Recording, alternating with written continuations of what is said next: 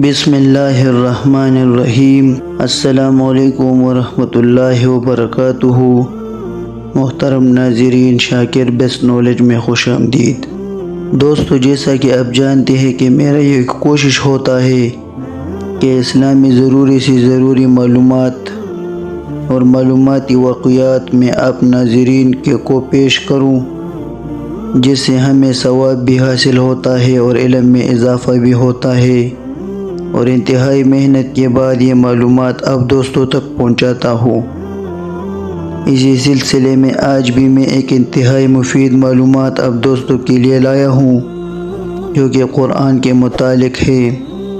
اب اگر قرآن سے محبت ہو تو قرآن کے فضائل سننے سے پہلے ویڈیو کو سکپ نہ کرے، ویڈیو کو آخر تک ضرور دیکھیے مسلمان ہونے کے ناطے، کیونکہ مسلمان کا یہ شان ہوتا ہے کہ جس کے سامنے اللہ کی کتاب کا یعنی قرآن کریم کا ذکر ہو، وہ اسے سننے بغیر نہ رہ جائے۔ حضرت عثمان رضی اللہ تعالیٰ عنہ سے حضور اقدس صلی اللہ علیہ وسلم کا یہ ارشاد منقول ہے کہ تم میں سے بہتر وہ ہے جو قرآن شریف کو سیکھے اور سکھائے۔ اکثر کتب میں یہ روایت وہ کے ساتھ ہے جس کا ترجمہ لکھا گیا ہے۔ اس صورت میں فضیلت اس شخص کے لیے ہے جو کلام پاک سیکھے اور اس کے بعد دوسروں کو سکھائے، لیکن بعض کتب میں یہ روایت او کے ساتھ وارد ہوئی ہے۔ اس صورت میں بہتری اور فضیلت عام ہوگی کہ خود سیکھے یا دوسروں کو سکھائے، دونوں کے لیے مستقل خیر بہتری ہے۔ کلام پاک چونکہ اصل دین ہے، اس کی بقا و اشاعت پر ہی دین کا دار و مدار ہے، اس لیے اس کے سیکھنے اور سکھانے کا افضل ہونا ظاہر ہے۔ حضرت عمر رضی اللہ تعالی عنہ حضور اقدس صلی اللہ علیہ وسلم کا یہ ارشاد نقل کرتے ہیں کہ حق تعالی شانہ اس کتاب یعنی قرآن پاک کی وجہ سے کتنے ہی لوگوں کو بلند مرتبہ عطا کرتا ہے اور کتنے ہی لوگوں کو پست و ذلیل کرتا ہے۔ عامر بن واصلہ رضی اللہ تعالیٰ عنہ کہتے ہیں کہ حضرت عمر رضی اللہ تعالیٰ عنہ نے نافع بن عبد الحارث رضی اللہ تعالیٰ عنہ کو مکہ مکرمہ کا حاکم بنا رکھا تھا۔ ان سے ایک دفعہ دریافت فرمایا کہ جنگلات کا ناظم کس کو مقرر کر رکھا ہے؟ انہوں نے عرض کیا کہ ابن ابزہ رضی اللہ تعالیٰ عنہ کو۔ حضرت عمر رضی اللہ تعالیٰ عنہ نے پوچھا کہ ابن ابزہ رضی اللہ تعالیٰ عنہ کون شخص ہے؟ انہوں نے عرض کیا کہ ہمارا ایک غلام ہے۔ حضرت عمر رضی اللہ تعالیٰ عنہ نے اعتراضاً فرمایا کہ غلام کو امیر کیوں بنا دیا؟ انہوں نے کہا کہ کتاب اللہ کا پڑھنے والا ہے۔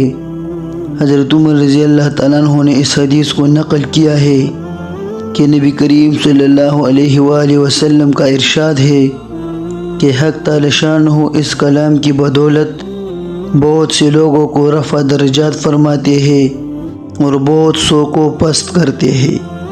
حاکم رحمۃ اللہ نے بریدہ رضی اللہ تعالیٰ عنہ سے حضور اقدس صلی اللہ علیہ وآلہ وسلم کا یہ ارشاد نقل کیا ہے کہ جو شخص قرآن شریف پڑھے اور اس پر عمل کرے، اس کو ایک تاج پہنایا جائے گا جو نور سے بنا ہوا ہوگا، اور اس کے والدین کو ایسے دو جوڑے پہنائے جائیں گے کہ تمام دنیا اس کا مقابلہ نہیں کر سکتی۔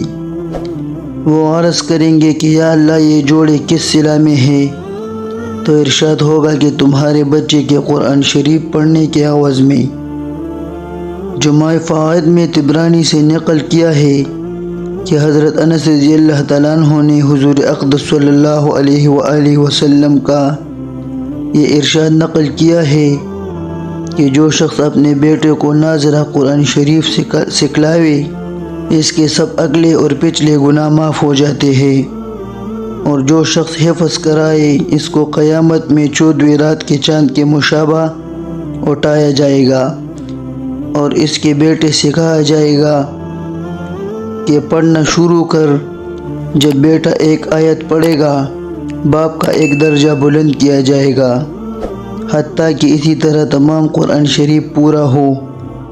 بچے کے قرآن شریف پڑھنے پر باپ کے لیے یہ فضائل ہے اور اسی پر بس نہیں، دوسری بات بھی سن لیجئے، اگر خدا نخواستہ آپ نے اپنے بچوں کو 4 پیسے کے لالچ میں دین سے محروم رکھا تو یہی نہیں کہ آپ اس لا یزال ثواب سے محروم رہیں گے، بلکہ اللہ کے یہاں آپ کو جو جواب دہی بھی کرنی پڑے گی۔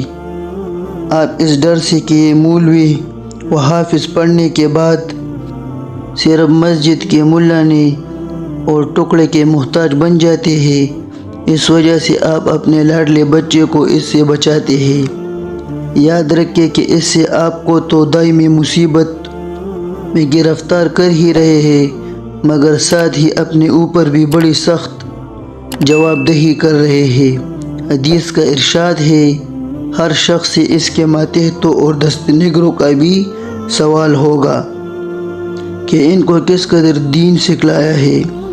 ہاں، یہ ضرور ہے کہ ان عیوب سے آپ بچنے اور بچانے کی کوشش کیجئے، مگر جوؤں کے ڈر سے کپڑا نہ پہننا کوئی عقل کی بات نہیں، البتہ اس کے صاف رکھنے کی ضرور کوشش کرنا چاہیے۔ اگر آپ اپنے بچوں کی دینداری کی صلاحیت سکھلائیں گے، اپنی جواب دہی سے سبکدوش ہوں گے، اور اس وقت تک وہ زندہ رہے جس قدر نیک اعمال کرے گا، دعا و استغفار آپ کے لیے کرے گا، آپ کے لیے رفع درجات کا سبب بنے گا۔ لیکن دنیا کی خاطر 4 پیسے کے لالچ سے آپ نے اس کو دین سے بہرا رکھا تو یہی نہیں کہ خود آپ کو اپنی حرکت کا وبال بھگتنا پڑے گا۔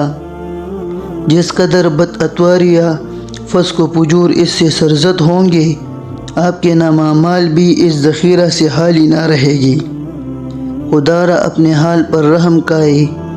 دنیا بہرحال گزر جانے والی چیز ہے، اور موت ہر بڑی سے بڑی تکلیف کا خاتمہ ہے، لیکن جس تکلیف کے بعد موت بھی نہیں، اس کا کوئی منتہا نہیں۔ ناظرین، اگر ویڈیو اچھی لگی ہو تو ویڈیو کو لائک کریں، چینل کو سبسکرائب کرنا نہ بھولیں، اور ساتھ میں بیل آئیکن کو بھی ضرور پریس کریں تاکہ اس طرح کی خوبصورت معلومات آپ لوگوں تک پہنچا سکوں۔